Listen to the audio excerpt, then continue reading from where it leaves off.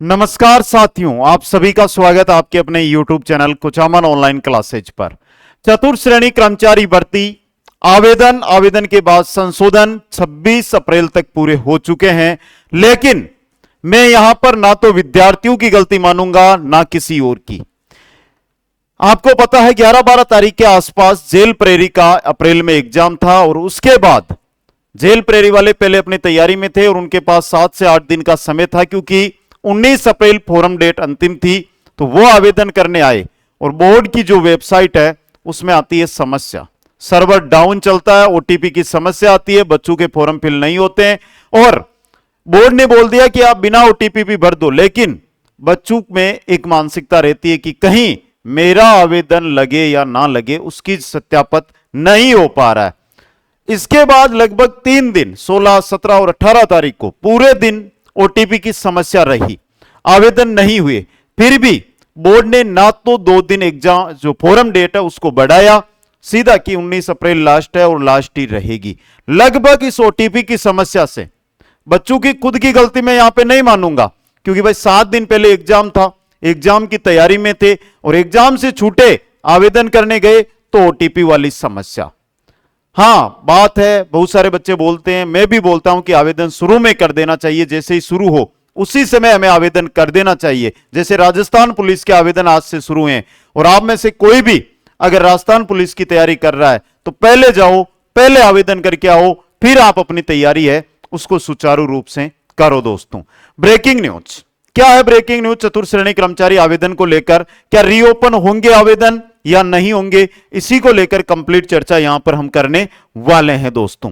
लेकिन उससे पहले एक छोटी सी बात आपके दिल और दिमाग के लिए। कदम कदम पे मुश्किलें आएगी, कदम कदम पे मुश्किलें आएगी, हर राह आसान नहीं होगी, हर राह आसान नहीं होगी, मगर रुकना नहीं, थकना नहीं, क्योंकि कामयाबी यूं ही नसीब नहीं होगी, कामयाबी यूं ही नसीब नहीं होगी। जो जलता है रातों में दीपक बनकर, वही चमकता है सुबह तारा बनकर। जो जलता है रातों में दीपक बनकर, वही चमकता है सुबह तारा बनकर। पढ़ ले आज कल तू इतिहास बनेगा, पढ़ ले आज कल तू इतिहास बनेगा, हर सपना हकीकत का एहसास बनेगा, हर सपना हकीकत का एहसास बनेगा। समझ गए सभी साथी इन 8 पंक्तियों की लाइन? और अब देखिएगा आज की न्यूज आपके सामने। 1 लाख अभ्यर्थी आवेदन से वंचित, तिथि बढ़े तो मिले राहत। यह न्यूज आपके सामने है, आप इस न्यूज को देख रहे हो।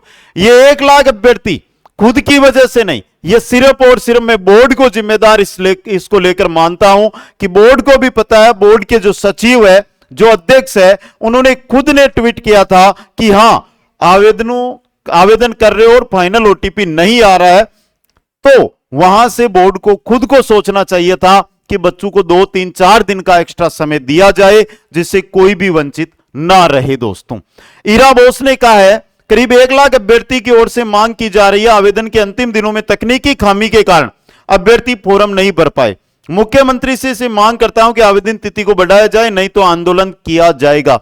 एक बड़ी भर्ती है ये, जिसमें बेरोजगारों की आस है कि इसमें कहीं ना कहीं मेरी नौकरी पक्की होगी, लेकिन आवेदन की वजह से भाई किसी कारण अगर बच्चा या बेरोजगार पढ़कर नहीं, एक आवेदन की वजह से कोई बेरोजगार इस भर्ती से वंचित रह रहा है, तो उसका मुख्य आरोपी माना जाएगा, वो सरकार या बोर्ड को माना जाएगा। दोस्तों, समझ गए?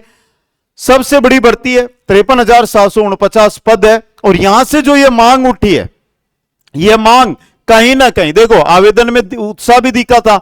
अंतिम जो आखिरी 5 घंटे थे उसमें 1,11,253 आवेदन लगे थे, ओटीपी नहीं आए थे, फिर भी बच्चों ने आवेदन किया कि ऐसी भर्ती में हमारी नौकरी मिलेगी, कहीं इस नौकरी इस फोरम की वजह से ना रह जाए। तो फिर मैं सरकार से या बोर्ड से यही गुजारिश करूंगा कि आप कम से कम 2 दिन का भी समय दे, लेकिन बेरोजगारों को समय दे। इस वीडियो को आप अधिक से अधिक शेयर करो, जिससे कहीं ना कहीं चाहे कोई बेरोजगार नेता हो, बोर्ड अध्यक्ष हो, सचिव हो या कोई मंत्री हो, उनके पास पहुंचे। और देखो ये 1 लाख अभ्यर्थी, 1 लाख बेरोजगार है, इनकी बात वहां पर पहुंचे और वो इस ओर ध्यान दे। आशा यही है सरकार से कि इस बात को सरकार ध्यान से देगी, क्योंकि किसी भी चीज को लेकर जब आंदोलन किया जाता है तब सरकार या बोर्ड उस पर नजर डालता है। तो आशा यह रहनी चाहिए कि जो जनप्रतिनिधि है वो इस बात को समझे और कम से कम बेरोजगारों का ध्यान दे। दोस्तों 1 लाख अभ्यर्थी काफी बड़ी संख्या होती है यहां पर, क्योंकि पदों की संख्या भी काफी बड़ी है। जहां 4-4, 5-5 हजार की पदों पर भर्तियां आ रही है, वहां पर 53,000 प्लस पद एक बड़े पद माने जाते हैं। तो यह बात मुख्य है। दोस्तों राजस्थान कर्मचारी चयन बोर्ड आयोग की ओर से चतुर्थ श्रेणी कर्मचारी भर्ती के लिए आवेदन प्रक्रिया पूरी कर ली गई है, लेकिन तकनीकी खामी के कारण राज्य में करीब 1 लाख अभ्यर्थी आवेदन से वंचित रह गए। अभ्यर्थियों को कहना है कि बोर्ड की तकनीकी खामी के कारण आवेदन नहीं कर पाए। इस संबंध में बोर्ड को अवगत भी करा दिया गया है। इसके बाद भी बोर्ड ने आवेदन की तिथि नहीं बढ़ाई, यानी कि बोर्ड तक यह जानकारी है, बोर्ड ने खुद ने ट्वीट कर दिए, सब जानकारी उनके सामने है, फिर भी बोर्ड है जो इन 1 लाख अभ्यर्थी है इनकी बात पर ध्यान नहीं दे रहा है। यहां से अगली बात है वो एग्जाम को है 19 से 21 अप्रैल लिखा हुआ है, लेकिन आवेदन आए हैं 25 लाख के आसपास। तो सीधी सी बात है कि 3 दिन नहीं 4 दिन में एग्जाम हो रहा है।